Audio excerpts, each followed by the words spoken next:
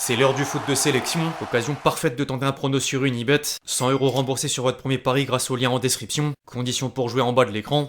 C'est difficile de rester sur le banc, mais c'était nécessaire. Je pense que il y a 2-3 ans, j'aurais fait l'erreur de vouloir foncer, tête baissée pour jouer et j'aurais rejoué. Mais maintenant, je pense qu'il faut prendre le temps d'écouter son corps et de revenir à 100% pour le décider.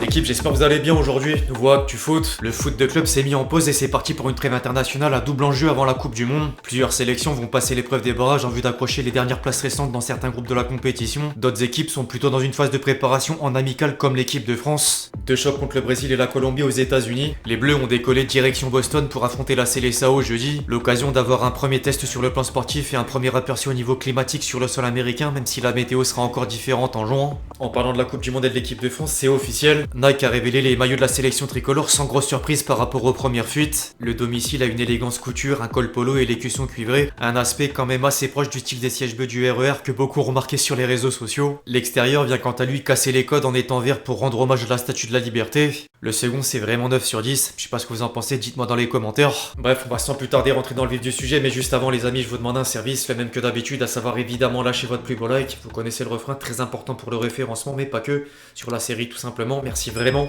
à tous ceux qui le feront, vous êtes les boss. Samedi, un certain Dimitri Payet faisait une grande annonce à la mi-temps d'OM LOSC. On va pouvoir me revoir mais sur les terrains de paddle. Aujourd'hui, à la veille de mes 39 ans, j'annonce officiellement que je prends ma retraite en tant que footballeur professionnel. Il pleut, c'est pas pour rien. Je vais prendre 2 minutes pour remercier tout le monde, tous ceux qui ont partagé ces 20 ans avec moi. Ça a été vraiment un truc exceptionnel. Je rappelle que je viens du Nil. Mon rêve c'était de devenir professionnel. J'ai réussi à le faire, à jouer pendant 2 ans au haut niveau, à jouer pour l'équipe nationale. C'est la fin d'une belle aventure. Merci à tous ceux qui ont participé, à tous mes entraîneurs, mes coéquipiers, mon équipe, ma famille, tous les présidents et dirigeants que j'ai pu rencontrer. Les gens de l'ombre, la sécurité, les cuisiniers, les jardiniers. Merci à tous les commentateurs. C'est symbolique pour moi d'annoncer ça ici. Je me sens à la maison. C'est une page qui se tourne et une nouvelle qui va commencer. Je ne pouvais pas revenir jouer contre l'OM. C'était émotionnellement pas possible pour moi. Je remercie ce stade, cette ville. Je me suis installé ici, ma famille aussi. Merci pour tout l'amour pendant 10 ans. L'amour au quotidien que je reçois encore aujourd'hui. Merci pour tout ça et allez l'OM. Il fait partie des joueurs français mémorables d'un passé récent. Payet, c'est un palmarès vierge en trophée majeur, mais près de 500 matchs en Ligue 1, dont plus de la moitié sous le maillot marseillais pour 78 buts et 95 passes décisives. 48 matchs en Première Ligue avec West Ham, 23 en Ligue des Champions ou encore 75 lors de l'escale brésilienne au Vasco da Gama. 38 sélections en équipe de France, dont un Euro 2016 que personne n'a oublié 10 ans plus tard. En dehors des chiffres, c'est des émotions, du football pur, des dribbles, des coups francs et des buts légendaires contre la Roumanie, le PAOK, Crystal Palace ou Middlesbrough.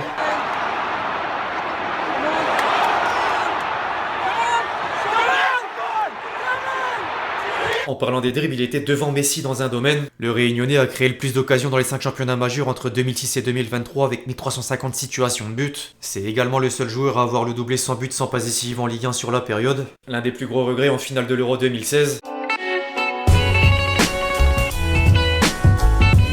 C'est l'heure de basculer sur le présent et le futur. Après avoir rejoint Clairefontaine, l'équipe de France s'est envolée pour les États-Unis en vue des 2 matchs amicaux contre le Brésil et la Colombie. Première convocation pour Maxence Lacroix. Le défenseur de Crystal Palace vient remplacer Saliba blessé. C'est le seul changement dans la liste. Manu Koné est également forfait pour blessure, mais Deschamps a décidé d'appeler aucun milieu supplémentaire. Un temps annoncé absent, Mbappé sera bel et bien présent. Le genou, ça va très bien. Je sais qu'il y a eu beaucoup de spéculations, beaucoup de choses qui se sont dites, mais qui sont pas vraies. C'est la vie d'un athlète de haut niveau et d'une personnalité publique. On peut dire des choses sans les vérifier et c'est pas grave. Ça n'a jamais de répercussions.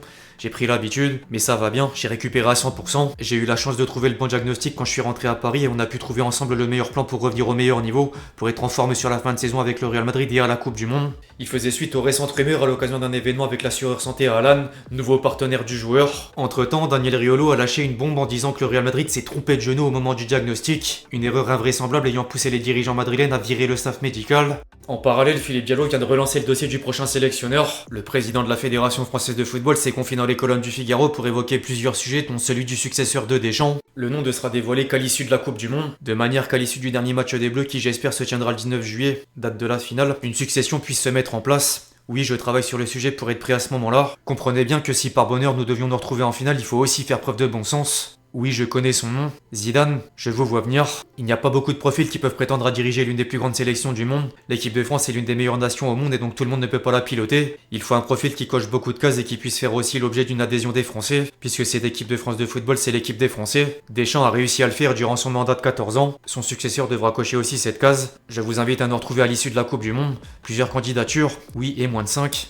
toute française. Après, les médias français ont quand même confirmé Zidane. La légende tricolore aurait un accord verbal avec la 3F pour prendre le relais au lendemain du mondial. D'ailleurs, il serait même en train de composer un staff. RMC Sport a donné des noms entre ses adjoints emblématiques, David Bettoni, Hamidou Msaidje, Alain Bogossian et certains membres du staff de Deschamps déjà en place. En tout cas, Zidane voudrait des fidèles compétents sans qu'il ne fasse fuiter des informations au sein de la presse. Au passage, Deschamps vient également d'évoquer la suite sur Téléfoot. Le sélectionneur des Bleus a indiqué n'avoir rien décidé mais est trouvé au poste d'entraîneur d'un club ou sélectionneur d'une autre nation. Par contre, président de la Fédération française de football, c'est non. Au rayon des clubs, le week-end a eu des conséquences. Lyon et Marseille sont les principaux perdants en haut du classement au terme de la 27e journée de Ligue 1. L'OL s'est incliné devant Monaco à domicile en ayant subi un arbitrage litigieux. 8e match consécutif sans victoire, toute compétition confondue pour les Lyonnais et 6e succès consécutif en championnat pour les Monégasques. Derrière, l'OM a pris un stop par Lille et Giroud, buteur au Vélodrome. Les deux résultats ont profité à Lens et Paris, tombeurs d'Angers et Nice sur des scores fleuves. En bas de tableau, Nantes a réalisé la mauvaise opération en ayant désormais 5 points de retard sur Auxerre barragiste. Maintenant, un autre sujet est au cœur des débats. Le PSG et Strasbourg ont demandé le report de leur match de Ligue 1 pour préparer les quarts de finale de Ligue des Champions et Conférence. Le problème, c'est que les Parisiens vont affronter Lens toujours en course pour le titre et en désaccord affiché dans un communiqué. Il nous apparaît le sentiment préoccupant d'un championnat de France progressivement relégué au rang de variable d'ajustement au gré des impératifs européens de certains. Une conception singulière de l'équité sportive dont on peine à trouver d'équivalent dans les autres grandes compétitions continentales. Modifier la date de cette rencontre reviendrait à être privé de compétition pendant 15 jours puis enchaîner les matchs tous les 3 jours. Un rythme qui ne correspond ni à celui défini en début de championnat, ni aux moyens d'un club qui pourrait absorber ce type de contraintes nouvelles sans conséquence. Un conseil d'administration a lieu jeudi pour prendre une décision, mais la LFP aurait le pouvoir de reporter le choc sans l'accord des 100 et or. C'est un peu scandaleux. En attendant, le PSG est lié à 2 joueurs en vue du prochain mercato. Un média allemand stipule que les dirigeants parisiens ont ciblé le jeune défenseur du Werder Bremen, Karim Koulibaly, jusqu'à initier des contacts avec les agents du joueur. Doté d'un profil pouvant pallier le départ de Lucas Beraldo, Lucas Hernandez, le gaucher de 18 ans, vient d'avoir une première convocation avec les espoirs allemands. En cas de maintien en Bundesliga, le Werder Bremen serait prêt à accepter un transfert autour de 45 millions d'euros. Derrière, un média brésilien a cité le club de la capitale parmi les prétendants pour le jeune attaquant de Bournemouth, Ryan. Sous contrat jusqu'en 2031, il a une clause libératoire fixée à 100 millions d'euros. Luis Enrique a quant à lui réagi à la rumeur Manchester United. J'espère que vous allez rester au PSG longtemps. Moi aussi. Bah oui, il faut. Pas United, hein.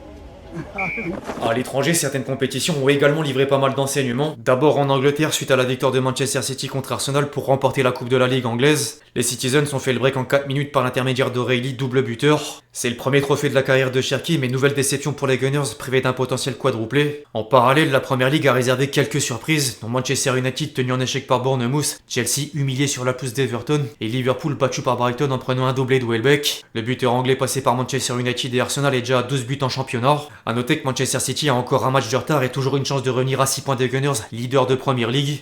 Information complémentaire au sujet des Reds, Mohamed Salah vient d'annoncer quitter Liverpool au terme de la saison. Après 9 ans passés au club de la Mersey, l'attaquant égyptien a publié une vidéo d'adieu sur les réseaux sociaux. Malheureusement, ce jour est venu, c'est la première partie de ma tournée d'adieu. Je quitterai Liverpool à la fin de la saison. Je voudrais commencer par dire que j'ai jamais imaginé à quel point ce club, cette ville, ses supporters feraient autant partie de ma vie. Liverpool n'est pas seulement un club, c'est une histoire, un état d'esprit. J'arrive pas à trouver les mots. À toutes les personnes qui font partie de ce club, on a célébré des victoires, on a gagné les trophées les plus importants. Je veux remercier tout le monde qui a fait partie de ce club durant mon passage ici, surtout mes coéquipiers du passé et actuel. Et aux fans, le soutien que vous avez eu à mon égard, même durant les moments difficiles, c'est quelque chose que j'oublierai jamais et j'emporterai avec moi pour toujours. Partir n'est jamais facile, vous m'avez offert le meilleur passage de ma vie, je serai toujours l'un des vôtres. Ce club sera toujours ma maison pour moi et ma famille. Merci pour tout, parce que grâce à vous, I will never walk alone. 433 matchs, 255 buts, 118 passes décisives, 2 Première Ligue, une Ligue des Champions, une FA Cup ou encore un mondial des clubs. Respect. Du côté de l'Espagne, l'écart est le même entre Barça et Real Madrid. Les Blaugrana ont assuré l'essentiel devant Valence grâce à l'unique but d'Araújo et les Merengues ont pris le meilleur sur l'Atlético Madrid en étant portés par Vinicius, double buteur. D'ailleurs, un certain Griezmann a peut-être connu un dernier derby madrilène. Orlando City vient d'officialiser l'arrivée du champion du monde 2018 à l'issue de la saison. Il va rejoindre la franchise de MLS libre pour un contrat de 2 ans avec un salaire annuel d'environ 10 millions d'euros. Une belle page se tourne. Derrière, les deux autres géants espagnols sont également tournés vers l'été prochain. Du moins, Enzo Fernandez voudrait signer au Real Madrid et c'est pareil pour Hakimi. Marca rapporte que l'international marocain a envie de retourner à la Maison Blanche. Les relations entre le club merengue et le PSG sont meilleures, mais il est sous contrat jusqu'en 2029. De quoi poser problème. Le Barça a quant à lui fait de Julián Alvarez une priorité, mais Hansi Flick est également intéressé par Omar Marmouche. Le club catalan serait dans le même temps passé à l'action pour attirer le défenseur de l'Inter Bastoni. Affaire à suivre. Second poteau, Pavard.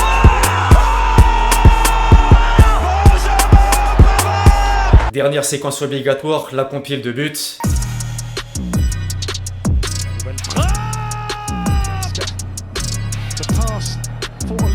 Glorious. It's Olise! El pase de Julián para Molina.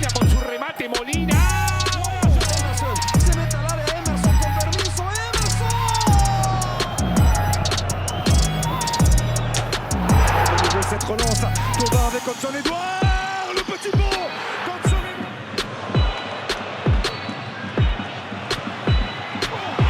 dans la cima, le centre vers le second poteau.